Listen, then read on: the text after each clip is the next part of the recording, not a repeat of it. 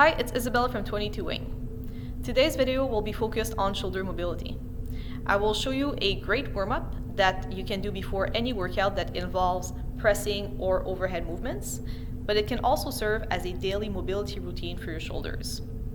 Most people have what I call the hunchback position, including myself, which is a protraction and internal rotation of the shoulders because of all the time that we spend sitting in front of our computers or looking at our phones. We cannot completely counter this with training alone, unless we're spending most of our time training, which is unrealistic for most people, but we can definitely improve our shoulder mobility. Also, if you're one of those who likes anything chest press or isolated shoulder press using the Smith machine, no shame, gotta work on those mirror muscles, well, you would definitely benefit from adding these exercises to your training.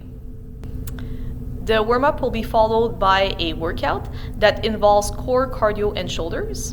But as I just said, you don't need to work out to benefit from this routine. However, you do need to do this routine regularly in order to benefit from it. This shoulder warm-up will consist of 9 exercises. I will demo each of them and give you recommendations for sets and reps. The first exercise is the slow hang snatch. Grab a PVC pipe or a broomstick. It should be very light. Then start with a relatively wide grip and pull the broomstick along your body as close as possible to your body, leading with the elbows, so the elbow should be pointing up. Once you pass the nipple line, slowly move the elbows under and lock the broomstick overhead. The elbow pit should be facing the ceiling. Then reverse the movement, trying to stay in a straight line from top to bottom of the movement. Perform this movement very slowly for a total of 20 reps, using the grip with it that is right for you in your mobility.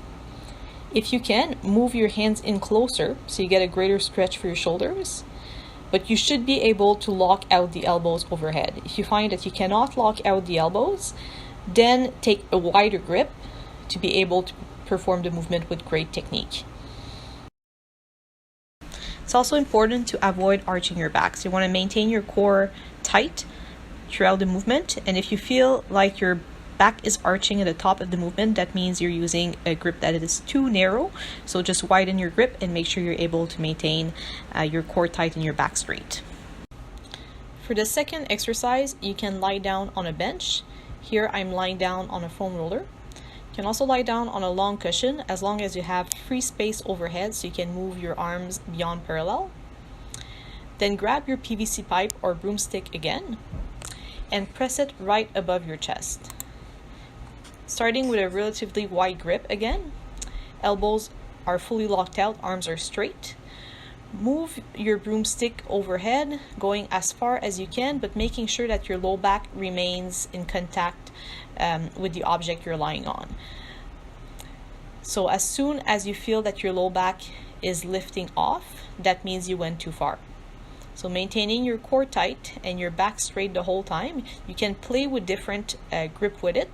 And notice as I'm bringing my hands closer together, I cannot go quite as far while keeping my back straight. So you can play with different with it, but just make sure that you're aware of your position the whole time. Perform a total of 10 reps.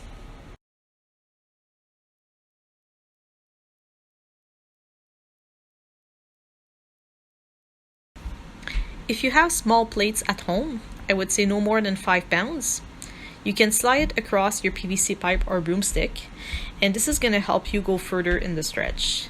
But again, be aware of your position. Make sure you keep your back straight and that you're using the grip with it that is right for you in your mobility.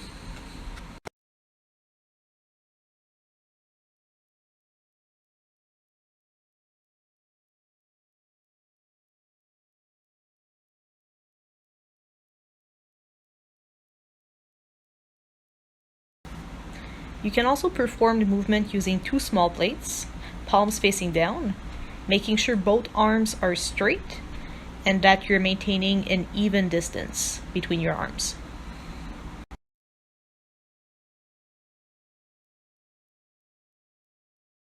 The next exercise is the pec fly stretch. For this one, you can use either 2 small plates of no more than 5 pounds, or if you don't have plates, you can use 2 weighted objects that are equivalent in weight, such as 2 cans of beans or 2 bottles of water. Lying down on a bench or some sort of object where you have free space by your sides, start with your arms straight, palms facing each other, and then open your arms wide, nice and slowly, and go as far as you can, feeling the stretch in your pec muscles, but making sure again that your low back doesn't lift. Hold at the bottom for about 5 breaths, and then return back to the starting position. And perform a total of 5 reps, holding at the bottom for 5 breaths every time. Now that we've mobilized the shoulder girdle, we want to activate the upper back muscles that will help correct our chronic slouching or hunchback posture. So to do this, we're going to do a face pull using a resistance band, or if you don't have a resistance band, you can use a thin bungee cord. Just make sure it's not too thick, because otherwise it's going to be too tight. Wrap it around a post or a sturdy object that is not going to move. Take a few steps back. You want to have some resistance on the band, but not too much. You may adjust your position if you need. So starting with your arms fully straight, the band should be about at shoulder height. Then you're going to pull the band towards your face with your core tight, standing tall. And you want to form sort of a double bicep flex position.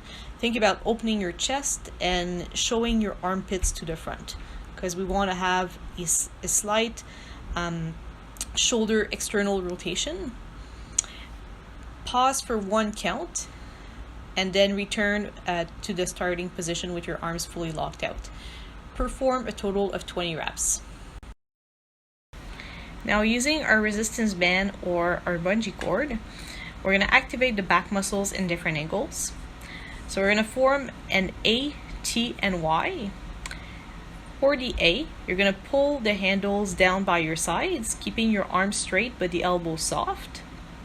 Then for the T, you're going to open your arms wide at shoulder height. And finally, for the Y, you're going to open your arms wide above your head.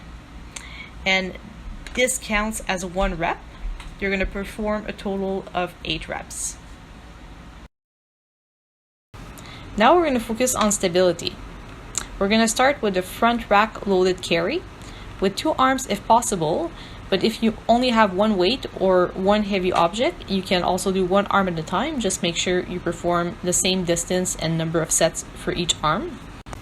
The ideal would be to use 2 kettlebells, but if you don't have that at home, try to find 2 large containers that have handles. In this example, I'm using 2 containers of laundry detergent. You can use as well 2 water jugs or milk jugs. I recommend that you fill them up with sand so it's a little heavier than liquid. What's important here is to keep the elbows in line with your shoulders. The handle should be very close to your chin, if not touching your chin. Now, keeping your core tight, no arch in your back, elbows are in line with your shoulders the whole time.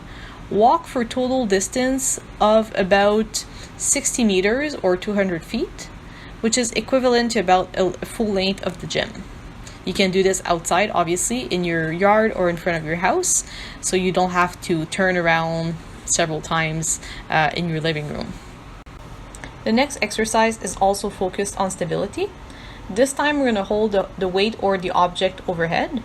You don't need a handle for this one, so you can use a dumbbell or an object of similar shape. You may need to use a lighter weight, however, depending on your mobility. What's important here is that you keep your arm fully straight, elbow locked out, and as close to your ear as possible, without arching your back. So keep that core tight as you're walking, and a good way to make sure that your core is tight is to place your other hand on your rib cage, making sure that your belly is not protruding forward. Walk for a total of about 100 feet or 30 meters for each arm, which is equivalent to about a half length of the gym, and perform 2 sets per arm. The next exercise is the seated press. Keeping your legs straight in front of you, You can take them a little bit wider if you need. This is going to prevent you from using any momentum, and it's going to require a lot more shoulder mobility than a press with your legs bent. So we want to emphasize the range here. Use lighter weights if you need. It's better to use a lighter weight and be able to maintain proper position and your legs straight in front of you than having to bend your legs. With your core tight, press the weights directly overhead and lock out the elbow. The elbow pit should be facing your head. The arm should be stacked over your torso, and making sure you don't lean. So if you feel like you have to lean back or you cannot fully lock out your arms, put one weight down and only go with one arm at a time, placing your other hand on your rib cage to make sure that you maintain that straight back. Perform a total of 6 to 8 reps with 2 arms, or 6 to 8 reps per arm.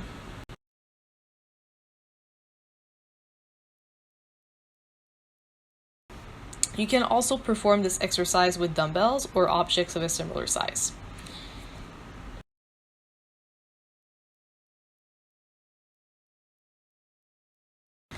The last exercise of our warm-up is the crab rock. So for this one, you're going to take a reverse tabletop position with your hands directly under your shoulders. Open up your chest and try to squeeze your glutes to extend your hips with your feet right under your knees. And then you're going to drive forward and hold a stretch for a few seconds before sliding your hips back.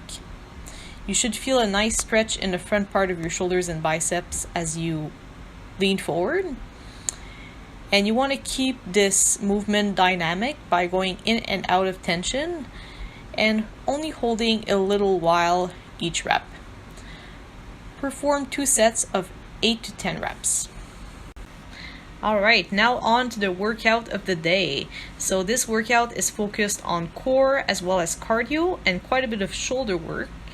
You're going to do 3 roll to squat, followed by 5 wall walks, then 7 toes to bar or knees to chest, and 9 box jumps or step ups. 7 rounds total of these 4 exercises. I'll demo each of them and give you some options depending on your level and the equipment you have available at home. The roll to squat is a great core exercise, but it is quite challenging on a flat surface. So just by stepping down a few inches, it makes the exercise much easier. And the higher the surface, the easier it's going to be. But try to challenge yourself and not take something that's higher than your knee height. Keep your back rounded as you roll back and use your arms and legs for momentum. The wall walk is a great core and shoulder exercise. Starting with your feet at the wall, hands under your shoulders, perform a hand release push-up. Then keep your core very tight, so your upper back should be slightly rounded. Walk your feet up the wall and your hands towards the wall as you do that. Keeping your core tight, so no arch in your back. As soon as you feel that your back wants to arch, stop climbing up higher. This is going to be your end position. And then come back to your plank position and all the way down to the floor. This counts as 1 rep. This is a very demanding exercise. You're going to feel the burn in your shoulders pretty quickly. Take rest as needed. Make sure you don't break your form. If you're able to, go all the way up to nose to wall. But if you feel that your form is breaking down, stop at a lower angle. Put the ego at the door. The technique is key here.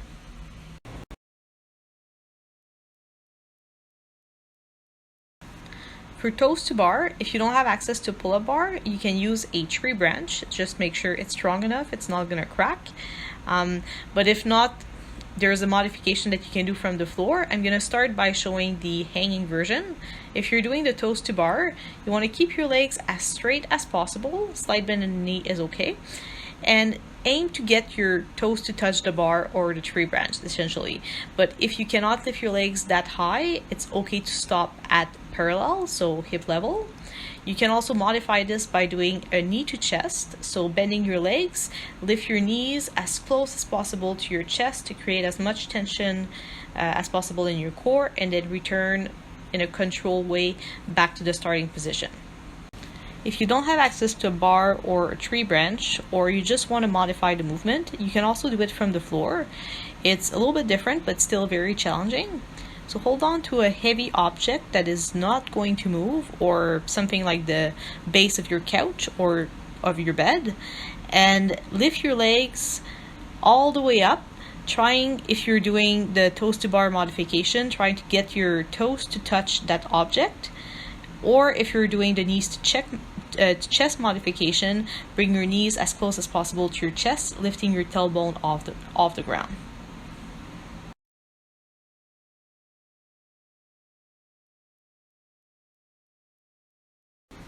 For box jumps or step-ups, you can do step-ups if you need to reduce impact or intensity. Here I'm using stairs.